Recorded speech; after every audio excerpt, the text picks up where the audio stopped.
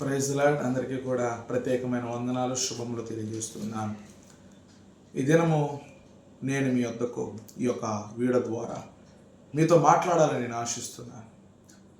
ప్రియ దేవుని బిడ్డలారా, ఈ దినము నాతో దేవుడు ప్రేరేపిస్తూ మాట్లాడుతున్న మాట, చాలామంది బ్రతుకుల్లో చాలా విధమైన బాధాకరమైన పరిస్థితులు కనపడుతున్నాయి. కుటుంబాల్లో మనశ్శాంతి లేక, చదువుకొని కూడా నీ జీవితంలో ఏ విధమైన ఫలితము లేకుండా ఉన్న నీ బ్రతుకులో,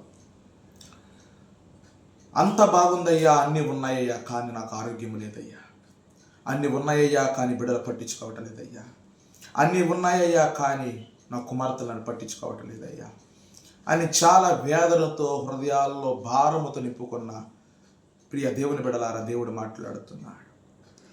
వాక్యంలోనికి వెళితే లూకాసు వార్తలో 8వ అధ్యాయము 48వ వచనంలోంచి దేవుడు మాట్లాడుతున్న మాట, అందుకాయన కుమారి, నీ విశ్వాసము నిన్ను స్వస్థపరచును, సమాధానము గలదానివై పొమ్మని ఆమెతో చెప్పాడు.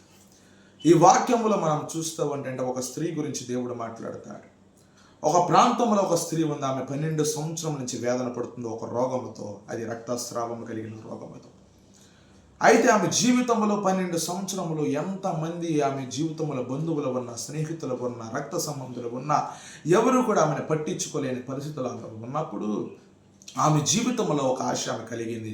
నజరేయుడైన యేసుక్రీస్తు వారి ప్రాంతంలోనికి వెళుతూ ఉండగా ఆయన ద్వారా మేలు జరిగిద్దని, ఆయన ద్వారా కార్యములు పొందవచ్చు అని, ఏమైనా దేవుడు జరిగించగలడనే ఆశ, విశ్వాసం ఆమెలో ఉన్నది.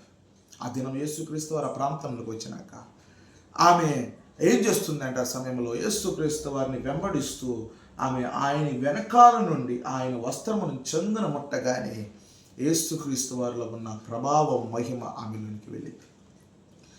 యేసుక్రీస్తు వారి వెనక తిరిగి మాట్లాడిన మాట, ఎవరో నన్ను ముట్టి ఉన్నారు, ఎవరో నా వస్త్రమును ముట్టి ఉన్నారు అని అడిగినప్పుడు ఈమె ఆయన యొద్దకు వచ్చి మాట్లాడుతుంది ఏంటంటే, ప్రభువా, నేను నీ ద్వారా స్వస్థపరచబడ్డా, నీ వస్త్రపు చెంగు ముట్టగానే నేను స్వస్థపరచబడ్డానని చెప్పినప్పుడు యేసుక్రీస్తు వారు చెప్పిన మాట, అమ్మ, ఈ గడియే నీవు స్వస్థపరచబడ్డావు, సమాధానముతో నువ్వు వెళ్ళబోతున్నావు. హల్లెలూయా. ఈ దినము దేవుడు మాట్లాడుతున్నాడు. ప్రియ బిడ్డలారా, ఈ దినము ఎన్నో సంవత్సరములైన జీవితములు, ఎన్ని సంవత్సరములు నా జీవితంలో కార్యం జరిగిద్ది, నేను ఎన్నో సంవత్సరముల నుంచి వేచి చూస్తున్నాను, ఎన్నో సంవత్సరముల నుంచి నేను ఆశతో ఉన్నాను. నా బ్రతుకులో, నా బిడ్డల జీవితంలో, నా జీవితంలో నాకు ఉద్యోగం ఎప్పుడు వస్తుంది, నాకు వివాహం ఎప్పుడు జరిగిద్ది, నా బిడ్డల మార్పు ఎప్పుడు వస్తుంది, నా జీవితంలో దేవుని యొక్క కార్యం ఎప్పుడు పొందుకోవాలని చెప్పి కొంతమంది ఏం చేస్తున్నారంటే ప్రార్థిస్తున్నారు, కానీ విశ్వాసము లేక దేవుని అడుగుతున్నారు, కానీ ఆ ప్రార్థనలో కూడా విశ్వాసము లేక ఏమో జరిగిద్దో లేదని అపనమ్మకంతో ఉండడం ద్వారా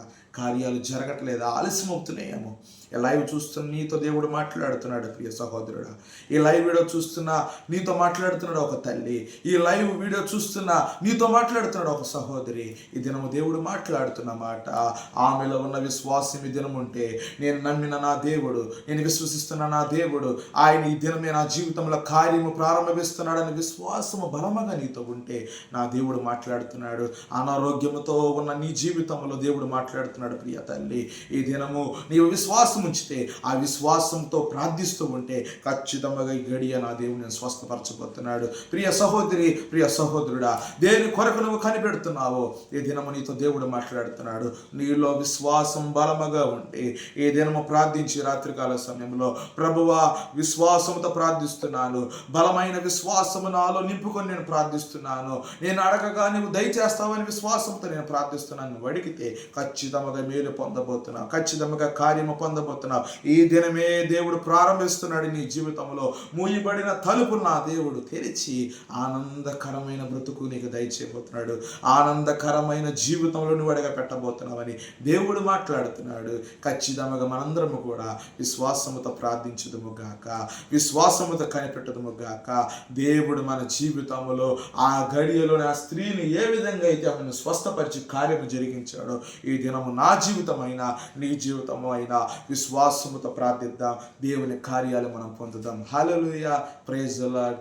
దేవుని ద్వారా మీరు అనేక మేలు పొందమని నేను ప్రభు పేరట నేను ఆశిస్తున్నాను.